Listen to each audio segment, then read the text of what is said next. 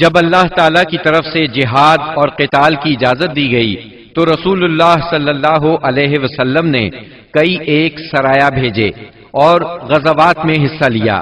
ان کی مختصر تفصیل کچھ یوں ہے۔ اس سلسلے میں پہلا سریہ جو رسول اللہ صلی اللہ علیہ وسلم نے بھیجا وہ سریہ سیف البحر کہلاتا ہے۔ اسے آپ نے رمضان یکم ہجری بمطابق مارچ 623 عیسوی میں بھیجا اور اپنے چچا سیدنا حمزہ بن عبد المطلب رضی اللہ عنہ کو اس سریے کا امیر بنایا اور 30 مہاجرین کو ان کے زیر کمان شام سے آنے والے ایک قریشی قافلے کا پتہ لگانے کے لیے روانہ فرمایا۔ اس قافلے میں 300 آدمی تھے جن میں ابو جہل بھی تھا۔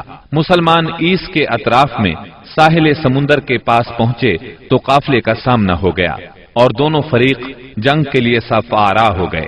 قریب تھا کہ جنگ ہو جاتی لیکن قبیلہ جوہینہ کے سردار نے بیچ بچاؤ کرا دیا۔ دونوں فریق واپس چلے گئے۔ یہ اسلامی تاریخ کا پہلا سریہ اور پہلا فوجی عمل تھا۔ اس کا جھنڈا سفید تھا اور یہ اسلامی تاریخ کا پہلا جھنڈا تھا۔ اس کے علم بردار سیدنا ابو مرصد کناز بن حسین غنوی رضی اللہ عنہ تھے۔ اس کے بعد پے در پے سریے روانہ کیے گئے۔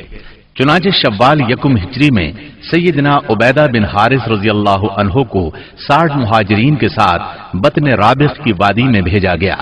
وہاں ابو سفیان سے سامنا ہوا جو 200 آدمیوں کے ساتھ تھا۔ دونوں طرف سے تیر چلے لیکن جنگ نہ ہوئی۔ پھر ذی قعد یکم ہجری میں سیدنا سعد بن ابی وقاص رضی اللہ عنہ کو 20 مہاجرین کے ساتھ خرار کی طرف بھیجا گیا جو کہ جوفا کے قریب ایک مقام ہے، لیکن ان کا کسی سے سامنا نہ ہوا۔ اس کے بعد سفر 2 ہجری میں 70 مہاجرین کے ساتھ رسول اللہ صلی اللہ علیہ وسلم خود نکلے اور ابوا یا ودان تشریف لے گئے۔ مہم کا مقصد قریش کے ایک قافلے کی راہ روکنا تھا لیکن کسی سے سامنا نہ ہوا۔ یہ پہلی مہم تھی جس میں رسول اللہ صلی اللہ علیہ وسلم بذات خود نکلے۔ اس کے بعد ربیع الاول 2 ہجری میں رسول اللہ صلی اللہ علیہ وسلم 200 صحابہ کے ساتھ روانہ ہوئے۔ مقصود قریش کا قافلہ تھا جس میں امیہ بن خلف سمیت قریش کے 100 آدمی اور 2500 اونٹ تھے۔ آپ رضوہ کے اطراف میں مقام بواد تک تشریف لے گئے لیکن کسی سے سامنا نہ ہوا۔ اسی مہینے میں کرز بن جابر فہری نے مشرکین کی ایک مختصر سی فوج کے ساتھ مدینہ کی چراگاہ پر چھاپا مارا اور کچھ مویشی ہانک کر لے گیا۔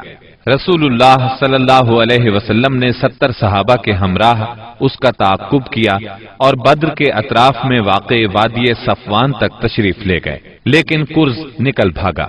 اسی واقعے کو بعض لوگ غزوہ بدر اولا بھی کہتے ہیں۔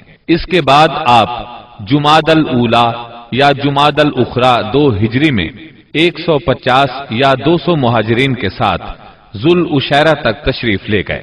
مقصود قریش کے ایک قافلے کو روکنا تھا جو ملک شام جا رہا تھا لیکن آپ کے پہنچنے سے پہلے وہ جا چکا تھا۔ اس سفر میں آپ نے بنو مدلج اور ان کے حلیف بنو زمرہ سے جنگ نہ کرنے کا معاہدہ کیا۔ پھر رجب 2 ہجری میں نبی اکرم صلی اللہ علیہ وسلم نے سیدنا عبداللہ بن جہش اسدی رضی اللہ عنہ کو 12 مہاجرین کے ساتھ مکہ اور طائف کے درمیان ایک مقام نخلا کی طرف روانہ کیا۔ مقصد یہ تھا کہ وہ قریش کے ایک قافلے کی خبر لائیں، مگر ان لوگوں نے قافلے پر حملہ کر کے عمر بن حضرمی کو قتل اور عبداللہ بن مغیرہ کے بیٹے عثمان اور مغیرہ کے غلام حکیم بن کیسان کو قید کر لیا اور قافلے کو ہانک لائے۔ ان کے ایسا کرنے پر آپ ان سے ناراض ہوئے، چنانچہ قیدیوں کو چھوڑ دیا گیا اور مقتول کا خون بہا ادا کیا گیا۔ یہ واقعہ رجب کی آخری تاریخ کو پیش آیا تھا، اس لیے مشرکین نے شور مچایا کہ مسلمانوں نے حرام مہینے کی حرمت پامال کر ڈالی۔ اس پر سورہ بقرہ کی آیت 217 نازل ہوئی۔ يسألونك عن الشهر الحرام قتال فيه قل قتال فيه كبير وصد عن سبيل الله وكفر به والمسجد الحرام وإخراج أهله منه أكبر عند الله والفتنة أكبر من القتل۔ لوگ آپ سے حرام مہینے میں لڑائی کے بارے میں پوچھتے ہیں، آپ کہہ دیجئے اس میں جنگ کرنا بڑا گناہ ہے، اور اللہ کی راہ سے روکنا اور اس کے ساتھ کفر کرنا، مسجد حرام سے روکنا اور اس کے باشندوں کو وہاں سے نکالنا، یہ سب اللہ کے نزدیک اور زیادہ بڑا جرم ہے اور فتنہ قتل سے بڑھ کر ہے۔ یہ تھی جنگی نقل و حرکت جو مدینہ منورہ اور اس کے اطراف کے امن کی حفاظت کے لیے نبی صلی اللہ علیہ وسلم اور مسلمانوں نے قائم کر رکھی تھی۔